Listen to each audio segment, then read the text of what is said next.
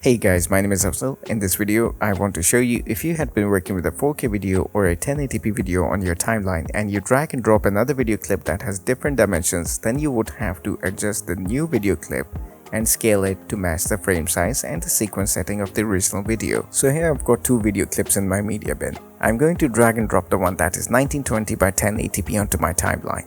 Now the other one is a vertical video and the dimensions are reversed in this one because it is 1080 by 1920. So once I drag and drop it onto my timeline, you can see that it does not match the frame size or the sequence setting of this video.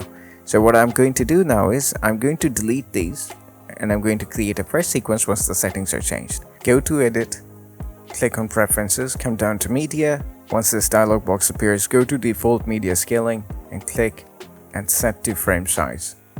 Press OK. Now let's create a fresh sequence. I will drag and drop this 1920 by 1080p onto my timeline. As you remember, the vertical video did not automatically adjust to the frame size. Well, let's try again. So I'm going to move the vertical video on top of my timeline. Let's play it now.